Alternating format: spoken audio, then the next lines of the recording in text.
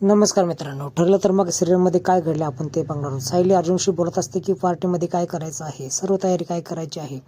त्यावेळेस अर्जुन वेगळ्याच गणगणमध्ये असतो. तो बोलतो की अस्मिला बरं वाटतंय का. त्यावेळेस सारखं अस्मिता अस्मिता काय बोलतायत असं सायली त्याला प्रश्न विचारते. त्यावेळेस अर्जुन असं बोलतो की ज्या नवऱ्याचं बायकोवर प्रेम नसतं तो धोका देत असतो. इकडे साक्षीचा फोटो अर्जुन त्याच्यामध्ये काय करतोय, याचं कनेक्शन काय असू शकतं असं हा विचार करत असतो. नक्कीच ती सॅमच होती असं तो बोलतो. इकडे पार्टीचं डिस्कशन चालू असतं.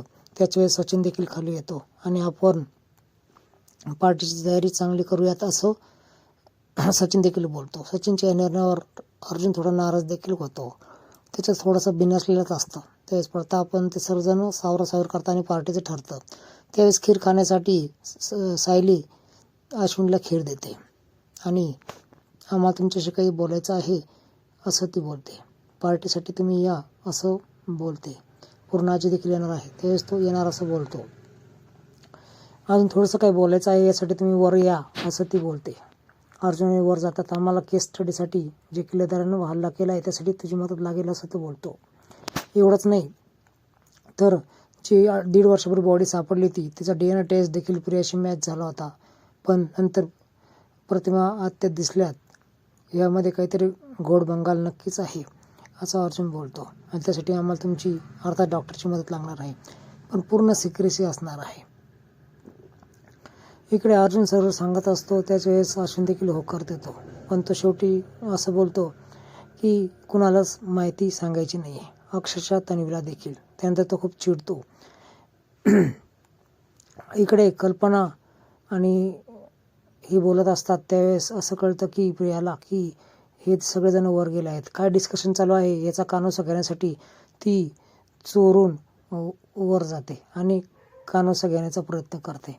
त्याच वेळेस मात्र सायली तिला बघते आणि सायली दार लावून घेते. दार लावून घेतल्यानंतर तिला काहीच आतलं ऐकू येत नसतं. हे काय डिस्कशन करत असतील याचा ते अंदाजा काढू लागले, पण तिला काही कळेना. अर्जुन पुढे बोलू लागला आणि सायली देखील समजून सांगत होते, पण तो काय ऐकण्याच्या मूडमध्ये नसतोच. तुम्हाला ही का खटकते असं तो विचार करतो आणि खूप चिडतो देखील. तो तुमचा दुसरा डॉक्टर बघा असं म्हणतो आणि निघून जातो.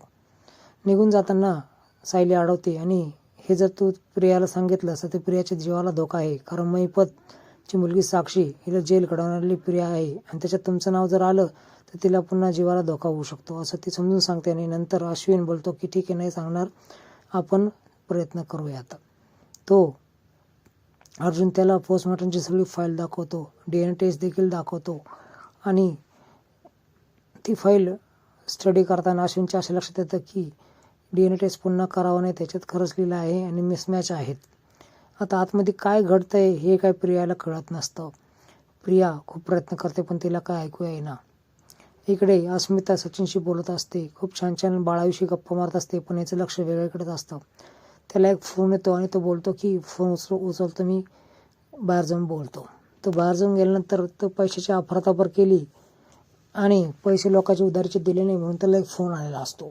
तो माणूस धमकी देत असतो, तुला अरेस्ट देखील होऊ शकतो. इकडं तू सगळ्यांचे पैसे दिले नाहीत म्हणून तू इंडियामध्ये गेलास, पण इकडे सगळ्यांचे उधार द्यायची तुझी बाकी आहे, मी काही करून देतो असं तो बोलतो आणि खूप डिस्टर्ब देखील होतो.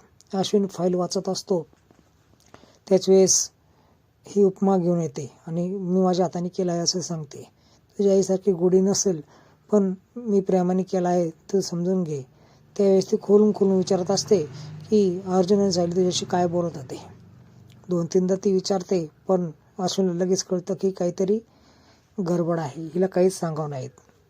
तिला न सांगताच तो तिथून निघून जातो. आता पुढच्या भागामध्ये तुम्हाला बघायला मिळणार आहे की यांच्यापाशी जे रिपोर्ट आले ते ओरिजिनल रिपोर्टशी मिसमॅच आहेत. मग हे रिपोर्टमध्ये अफरातफर कोणी केली आणि ते CCTV फुटेजमध्ये त्यांना दिसतं, तो हा जो व्यक्ती जो बॉडी ट्रान्सफर करत आहे तो नक्की त्याच्याशी संदर्भात असेल.